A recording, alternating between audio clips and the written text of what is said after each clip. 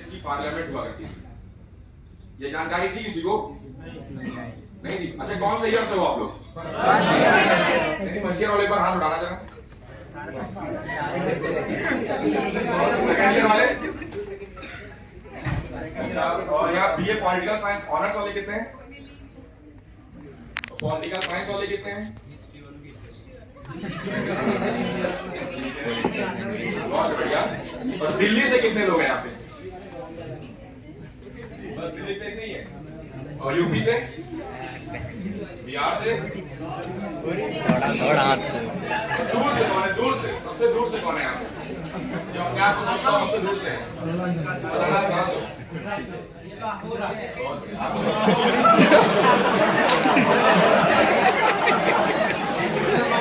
Siliguri, Asansol, Darjeeling, okay.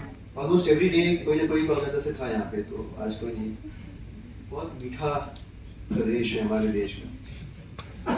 बाद में ही चाशनी होती है, गुलाब जामुन रसगुल्ले की। उसके बाद हम दिल्ली आए। मैं हिस्ट्री में बहुत वीक हूँ, so I don't remember the timelines। और उसके बाद हम दिल्ली आए। जब हिंदुस्तान आजाद नहीं हुआ था, उस समय देश की जो संसद थी वो ये बिल्डिंग, पार्लियामेंट वो नहीं था। जो वहां से शिफ्ट होकर यहाँ पे आए, तो ये जो बिल्डिंग आपको दिख रही है, ये एक हेरिटेज बिल्डिंग है।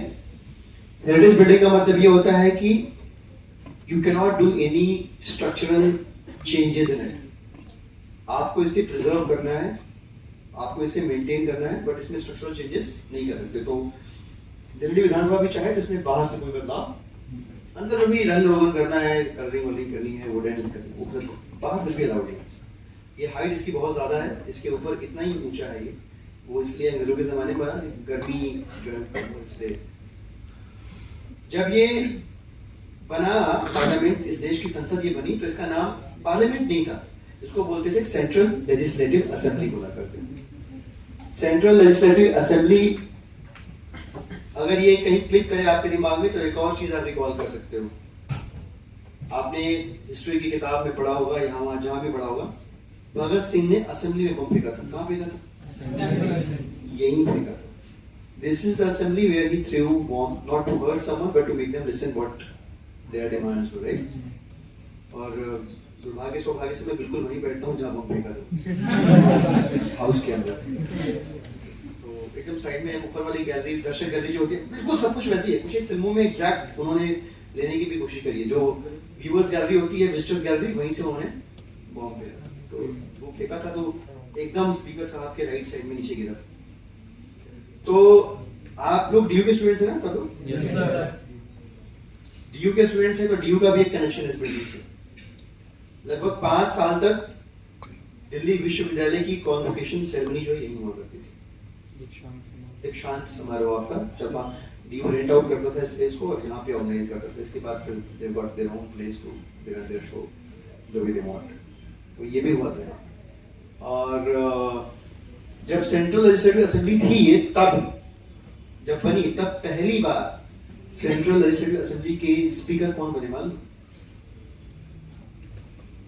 सरदार वल्लभ भाई पटेल का नाम सुना है? वो नहीं बने।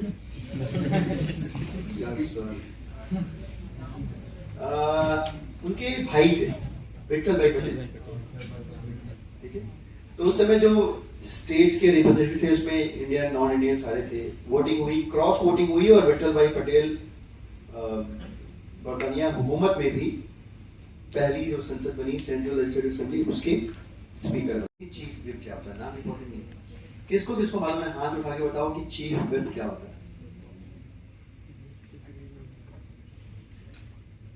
कोई गूगल ही करना। नो नो नो, आप बताइए। कोऑर्डिनेशन बनाना, टाइमिंग शेड्यूल बनाना और मॉनिटर करना सारे मेंबर्स जो हैं। ओके, कॉमन सेंस लगाया आपने।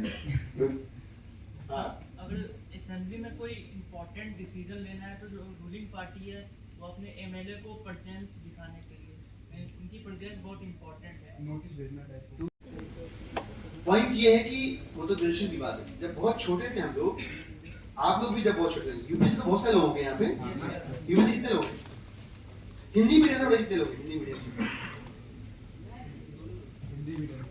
आगे बढ़ चुका भाई, तो गरीब भाई।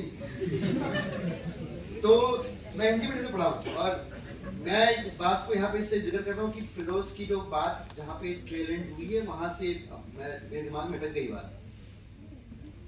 हमारा बेसिक खराब कर दिया गया है, हमारी रूट्स में जहर घोल दिया गया है। कैसे मैं बताता हूँ, जब मैं छोटा था, सबसे पहले जब आप केजी में रहे होंगे या पहली क्लास में गए होंगे तो आपको सबसे पहले अक्षर ज्ञान करवाया जाता है, होता है ना? अक्षर ज्ञान, क ख ग घ, स्वर और व्यंजन का ज्ञान। फिर इसके बाद हम आगे बढ़ते हैं तो सरल शब्दों के निर्माण के बारे में बताया जाता है। सरल शब्द कौन से होते हैं? इसमें ई, उ, आ की मात्रा नहीं, अ होता है ऐसे, ठीक है? खट पट पट कर घर, ऐसे करके इस तरह के शब्द होते हैं। तो आप लोग अगर याद करोगे तो आप लोगों की हिंदी किताब, मुझे तो याद है क्योंकि मुझे उस समय भी गुस्सा आता है, इसलिए वो याद रह गया और अभी गुस्सा आता है। आप ध्यान दें तो उस समय किताब में क्या था? सीता खटपट मत कर घर चल, राम बाहर जा खेल, ऐसे लाइन से। इन दोनों सेंटेंस में कोई दिक्कत समझ में आ रही है क्या? इनइक्वालिटी, इनइक्वालिटी तो एक चीज है, इनइक्वालिटी से भी बड़ी चीज इनजस्टिस है। इक्वालिटी और जस्टिस में बड़ा फर्क है, आप समझिएगा, है ना? घोर इनजस्टिस है हमारे बेसिक एजुकेशन सिस्टम में, जहां हमारी किताब ही हमें बता रही है कि सीता खटपट बाहर मत कर, तू घर अंदर जा, और राम तू बाजार खेल, या बाजार रामू बाजार जा और सामान ले। मतलब बता रहे हैं कि लड़कों का काम बाहर जाना, लड़की काम घर के अंदर रहना। तब से मैं चिढ़ा हुआ हूं हमारे एजुकेशन, और आज तक गुस्सा हूं मैं, आज तक नाराज हूं अपनी शिक्षा व्यवस्था से, जो सीता को घर के अंदर, भाई बंद कर लो, अंदर चले जाओ, बाहर आ जाओ, कहीं एक तरफ हो जाओ, डर लग रहा है आपको देख के। दरवाजे पे मार के भागे तो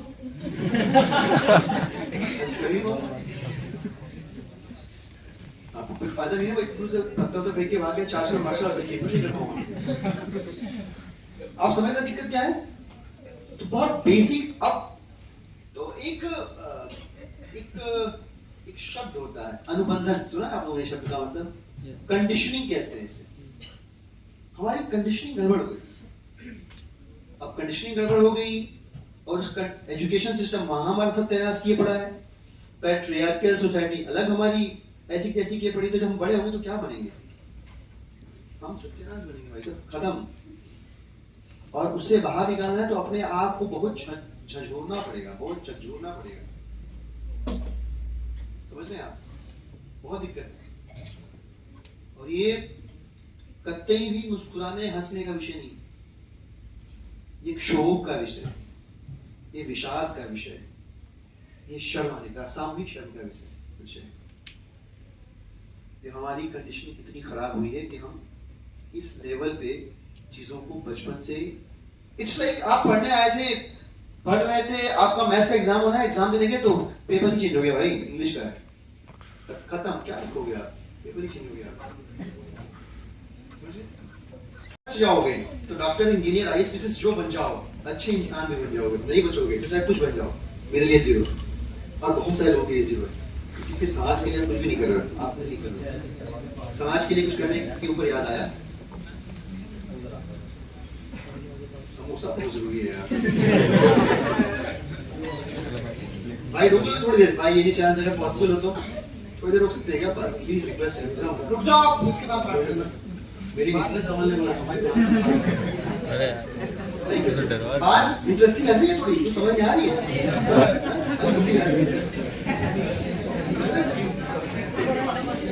सहजता से, सरलता से कुछ गंभीर बातें अगर हम अपने अंदर बिठा पाए और यहाँ से लौटने के बाद रात में सोने से पहले उसको दोबारा सोच पाए और कल सुबह उसको रिकॉल कर पाए तो अच्छा होगा। यही तरीका है बदलाव का, अपने अंदर के बदलाव का ही तरीका है। दिन में जो सुनो, शाम को उसको सोचो और अगले सुबह रिकॉल करो। ये अगर एक बार ये, दूसरी बार रात में और तीसरी बार कल सुबह हो गया तो ठीक हो जाएगा मामला। इसलिए मैं थोड़ा चाहता हूँ कि आपकी तवज्जो इस तरफ हो, आपका ध्यान आपकी। मैंने जिंदगी में पहली बार जूता पहना, लोगों को वे दिखता नहीं है। आपके सफर और सफर के दौरान आपके पैर में छाले पड़े, वो लोग दिखते हैं। आप जहाँ पहुंच जाते चीफ मंत्री, ये सब चीजें याद रहती हैं, बट वो संघर्ष मैं उसको याद रखता हूँ और बार बार खुद से बोलता हूँ, सेल्फ अफर्मेशन करता हूँ ताकि मुझे वही औकात याद रहे। कि मैं कहाँ से निकला हूँ, कहाँ से चला हूँ, और ये मुझे हमेशा ग्राउंडेड रखता है, मैं हवा में नहीं होता, तो इसलिए मुझे वो याद रखना जरूरी है। पॉलिटिक्स जो ट्रेडिशनल पॉलिटिक्स थी ना, उसका स्वरूप जो है बड़ा गड़बड़ था।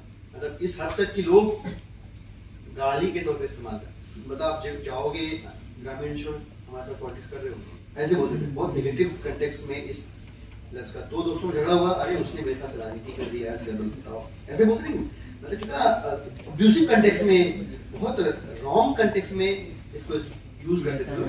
लेकिन मेरा मानना ये है कि मैं नौकरी करता था, कॉर्पोरेट में था, इंजीनियर था, खूब पैसे कमाता था, पढ़ लिख के अपनी तालीम, एजुकेशन, लर्निंग के बल पे जो कर सकता है एक गरीब परिवार का बच्चा, वो सब कुछ किया।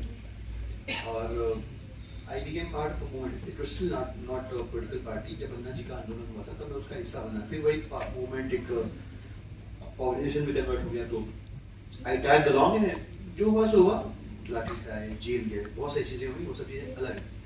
पॉइंट ये है कि मुझे ऐसा लगता है कि जो आप कहते हैं की अचीवमेंट क्या है, यहाँ होने पे मुझे संतोष बड़ा है, ठीक है। संतोष क्यों है? रिग्रेट्स बहुत सारे होते हैं, अभी भी होते हैं, पर रिग्रेट्स का वजन जो है ना वो संतोष से कम, संतोष का वजन ज्यादा है। तभी मैं यहाँ पे टिका हूँ, जिस दिन उल्टा हुआ उस दिन मैं निकल लूंगा, ठीक है। किस बात का संतोष है? इस देश की जो प्रॉब्लम है ना, वो चैरिटी एनजीओ ठीक नहीं कर सकती, बहुत बड़ी समस्या है यहाँ। एक एनजीओ बना दो, 5000 लोग, 2000 लोग, 1000 लोग, 500 लोग, ऐसे लोग कितने लोग बना पाओगे? लेकिन रूट में जो पॉलिटिकल सिस्टम है वहां अगर कुछ गड़बड़ है तो वहीं से ठीक करना पड़ेगा। अब जैसे मेरी अपनी विधानसभा में 14 स्कूल है सरकारी, उन 14 सरकारी स्कूलों में लगभग 30,000 बच्चे पढ़ते हैं, और वो स्कूल अगर अच्छे हैं तो ये संतोष तो है ना कि मैं जिस सिस्टम का हिस्सा हूँ, उस सिस्टम का हिस्सा होने की वजह से यहाँ के सरकारी स्कूल शानदार काम है। आप में से कितने लोगों की प्राइमरी एजुकेशन भी गवर्नमेंट स्कूल से हुई है, कोई बताए? मैं भी उनमें से गवर्नमेंट स्कूल से पढ़ा हूँ, वेरी गुड। अब आप लोग अगर यूपी के गवर्नमेंट स्कूल से पढ़े हैं तो 6वीं क्लास में एबीसीडी पढ़ा, आपका पता नहीं, जब हम थे तब 6 स्टैंडर्ड से एबीसीडी पढ़ानी शुरू, मैं भी वैसे पढ़ा, है ना? आप पढ़े 6 में एबीसीडी अभी भी है, अब तो हो गया, फर्स्ट में आने वाला, वैसे चलो खुशी बन गई। अब दिक्कत ये है, मेरे यहाँ एक स्कूल है मुखर्जी नगर में, बांधवाला स्कूल कहते हैं उसको, जहाँ पे 8 साल पहले छोटी चक्कू प्लेट चला था। आज उस सरकारी स्कूल में 11वीं क्लास में IIT कानपुर की कोलैबोरेशन से रोबोटिक्स की क्लासेस चलती है। ये ट्रांसफॉर्मेशन देखा है इस सिस्टम का हिस्सा होने की वजह से, संतोष हो रही है। और हमें पता है कि अगर पीढ़ियां बदलनी है तो बाकी सारे सुपरफिशियल चेंजेस आप करते रहो, मेट्रो ले आओ, फ्लाईओवर बनाओ, सड़क बनाओ, अगर पीढ़ियां बदलनी है तो शिक्षा के अलावा और कोई रास्ता। बहुत पहले सन 2016 में पाकिस्तान के पेशावर में ब्लास्ट हुआ, याद है आपको?